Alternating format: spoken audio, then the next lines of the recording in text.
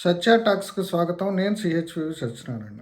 New York మేయర్గా జోహ్రాన్ మమ్దాని ఎంపిక అయిన తర్వాత ఆయన ఒక ఆసక్తికరమైన విక్టరీ ఉపన్యాసం చేశారు. ఆ విక్టరీ ఉపన్యాసాన్ని దేవి పోలినా అనువాదం చేశారు. ఆ అనువాదాన్ని సిద్ధార్థ చంద్రబోసు తన ఫేస్బుక్ పేజీపై ఫేస్బుక్ వాల్పై పోస్ట్ చేశారు. అది చాలా ఆసక్తికరంగా ఉంది.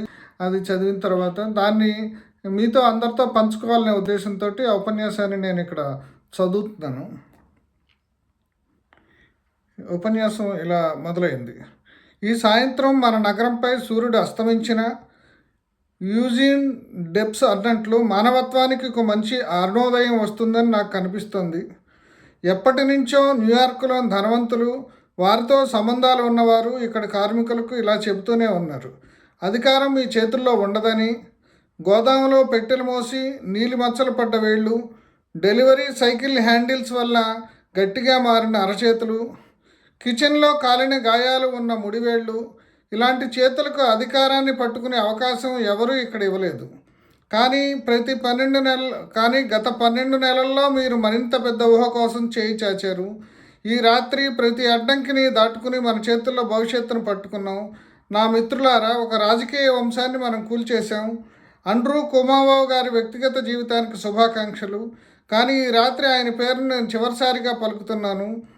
ఎందుకంటే మనం కొద్దిమందికి మాత్రమే సేవ చేసే అలాంటి రాజకీయానికి ముగింపు పలుకుతున్నాం. న్యూయార్క్, ఈ రాత్రి మీరు తీర్పు ఇచ్చారు.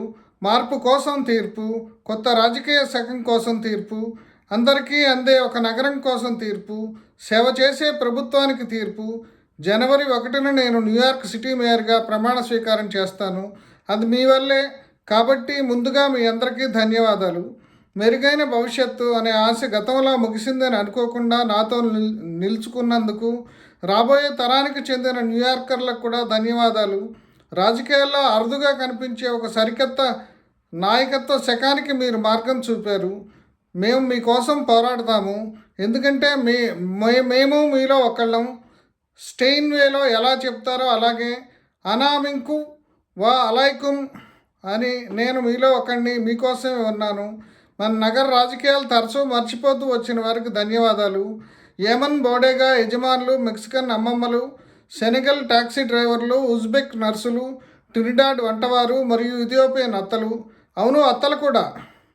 కెన్సింగ్టన్, మిడ్వుడ్, హంట్స్ పాయింట్లోని ప్రతి న్యూయార్కర్ని గమనించండి. ఈ నగరం మీదే, ఈ ప్రజాస్వామ్యం మీదే, ఈ ప్రచారం వెస్లీ లాంటి వారిదే, వారి కోసమే. ఎల్మ్ హార్ట్స్ ఆసుపత్రి బయట నేను కలిసిన 1199 ఆర్గనైజర్. అతను న్యూయార్క్ కోసం పనిచేసి రెంట్ ఎక్కువ కాబట్టి పెన్సిల్వేనియాలో ఉండాల్సి వస్తుంది. BX33 బస్సులో నేను కలిసిన ఆ మహిళ కోసం నాకు న్యూయార్క్పై ఉన్న ప్రేమ తగ్గిపోయింది. ఇప్పుడు ఇది కేవలం నేను జీవించే స్థలం అన్న ఆమె కోసం. సిటీ హాల్ బయట నాతో కలిసి 15 రోజులు నిరాహార దీక్ష చేసిన టాక్సీ డ్రైవర్ రిచర్డ్ కోసం, అన్నా ఇప్పుడు మనం సిటీ హాల్లో ఉన్నాం. ఈ విజయం వాళ్ళది, మీ అందరిది, 1,00,000కు పైగా వాలంటీర్లది. ఈ ప్రచారాన్ని అప్రతిహత శక్తిగా మార్చిన మీరు ప్రతి తలుపు తట్టి, ప్రతి సంతకం తీసి, ప్రతి నిజాయితీ మాటతో ఇక్కడ రాజకీయాల్లో నిరాశని కరిగించేశారు మీరంతా. గత ఏడాది నేను చాలా కోరాను, మీరు ప్రతిసారి స్పందించారు. ఇప్పుడు ఒక చివరి అభ్యర్థన. ఓ న్యూయార్క్, ఈ క్షణాన్ని లోపలికి పీల్చుకోండి. మన శ్వాసను ఎన్నాళ్ళుగానో పట్టుకున్నాం.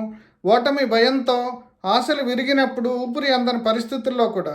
అందుకే ఇప్పుడు పుడుతున్న కొత్త నగర గాలిని మనం లోపలికి పీలుద్దాం.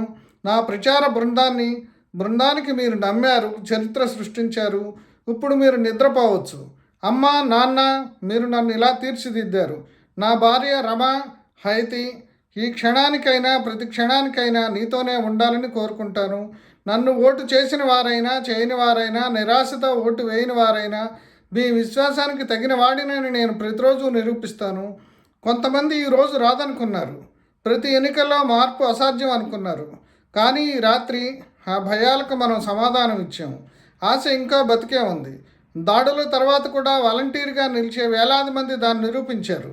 మన ఓట్లు ఒంటరిగా వేసిన ఆశను మనతో కలుపుకుని ఎన్నుకున్నాం. అధికారానికి కాదు, మన ఆశకు గెలుపు. జవహర్లాల్ నెహ్రూ అన్నట్లు చరిత్రలో అరుదుగా వచ్చే క్షణాలు ఉంటాయి. పాత దాని నుంచి కొత్త దానికి అడుగు పెట్టే వేళ అని ఈ రాత్రి మనం అదే చేసాం. ఇప్పుడు మనకి కొత్త శకం ఏమిస్తుంది చెప్పాలి, స్పష్టంగా, ధైర్యంగా. నాయకులు కారకులు కాదు, మనం చూసే దృష్టే ఒక యుగాన్ని నిర్మిస్తుంది. జీవన వ్యయ సంక్షోభంపై చరిత్రలోనే పెద్ద పోరాటం. 2 మిలియన్ల రెంట్ స్టెబిలైజ్డ్ ఇళ్లకు rent freeze, fast and free బస్సులు, యూనివర్సల్ చైల్డ్ కేరు. సంవత్సరాల తర్వాత మన పశ్చాత్తాపం ఒకటే, ఈరోజు కొంచెం ముందే రావాల్సి ఉందని. మనము మరిన్ని టీచర్లను నియమిస్తాము, వ్యవస్థలో వృధా ఖర్చులను తొలగిస్తాము, NYCHA దీపాలు మళ్ళీ వెలిగిస్తాము, సురక్ష న్యాయం కలిపి నడుస్తాయి. మెంటల్ హెల్త్ నిరాశ్రయుల సమస్యలు నేరుగా ఎదుర్కొంటాము. అత్యుత్తమ నియమం ఏమాత్రం మినహాయింపు కాదు. ఇక్కడ ద్వేషం ద్వారా గెలవలేరు. న్యూయార్క్ ఒక కాంతి, వలసదారుల హక్కు, ట్రాన్స్ సమాజ రక్షణ, బ్లాక్ మహిళలకు, సింగిల్ మదర్స్కి మేమున్నాం. యూదు న్యూయార్కర్లతో నిలబడతాం. 1 మిలియన్ ముస్లింలకు ఇది వారి నగరం అని చెప్తాం. ఇస్లామోఫోబియాతో గెలిచే రాజకీయం ఇక ముగిసింది. ప్రభుత్వం సమస్యలను పరిష్కరిస్తుంది, మానవతతో పనిచేస్తుంది. ఆర్థిక బలం ఉన్నవారు మమ్మల్ని విభజించాలనుకుంటారు. $30 సంపాదించే వారిని $20 సంపాదించే వారితో పోరాడించాలని చూస్తుంటారు. మనం అలా జరగనివ్వం. ఇప్పుడు మన కొత్త మార్గం, ధైర్యమైన మార్గం. డొనాల్డ్ ట్రంప్, మీరు ఆ కార్యక్రమం చూస్తున్నారని తెలుసు, అందుకే మీకు చెప్తున్నాను, మీ టీవీ వాల్యూమ్ పెంచుకోండి. మీ చెడ్డ ల్యాండ్ లార్డ్లను బాధ్యత వహింపజేస్తాం. బిలియనీర్లు తప్పించుకునే మార్గాలను నిలిపివేస్తాం. యూనియన్లతో నిలబడతాం. వలసవాదుల నగరం, వలసవాదుల శక్తి. ఈ రాత్రి నుంచి వలసవాదుల నాయకత్వం. ఈ నాయకత్వం అందరికీ చేరాలి. క్యాంపెయిన్ కవిత్వం అయితే పాలన గద్యం అని అంటారు. అయినా ఆ గద్యం కూడా రాగంతోనే కలిసే ఉంటుంది. నేను యువకుడిని, ముస్లింని, సోషలిస్ట్ని, దీనికి నేను క్షమాపణ చెప్పును. ఇక జాగ్రత్తల పేరుతో వెనకడుగు లేదు. మన గొప్పతనం ఇప్పుడు పుస్తకాల్లో లేదు, మన జీవితాల్లో ఉంటుంది. ప్రతి కుటుంబం, ప్రతి అద్దెదారు, ప్రతి అమ్మ, ప్రతి తాతమ్మకు ఈ నగరం తిరిగి ప్రేమ చూపే రోజులు వచ్చాయి. కలిసి రెంట్ ఫ్రీజ్ చేస్తాం, బస్సులు వేగంగా ఉచితంగా చేస్తాం, యూనివర్సల్ చైల్డ్ కేర్ విస్తరిస్తాం. మన కళలు, మన కార్యాచరణ, మన శబ్దం, మన విధానం, ఈ శక్తి మీదే, ఈ నగరం మీదే. ఇలా చాలా ఎమోషనల్గా ఆయన మమ్దాని ప్రసంగం వినిపించారు.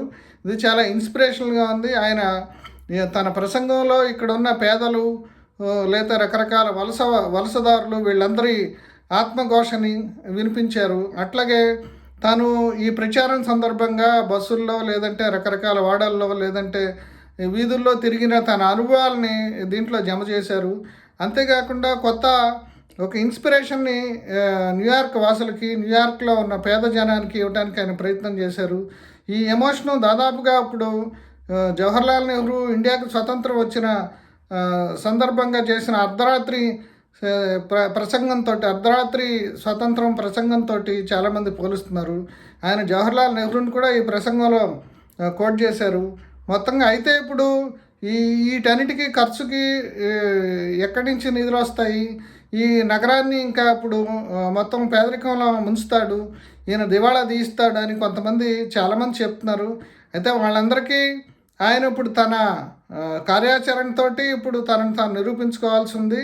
ఇప్పుడు ఎవరైతే ఇప్పుడు ఈ సోషలిజం, ఈ డెమోక్రటిక్ సోషలిస్ట్ అయిన మమ్దానీని కమ్యూనిస్ట్గా అతన్ని తిడుతూ అతన్ని ఏమీ చేయలేడు, నగరాన్ని పాడు చేస్తాడని చెప్పేసి మాట్లాడుతున్న వాళ్ళందరికీ ఇప్పుడు ఆయన కార్యాచరణ సమాధానం చెప్పాల్సి ఉంది.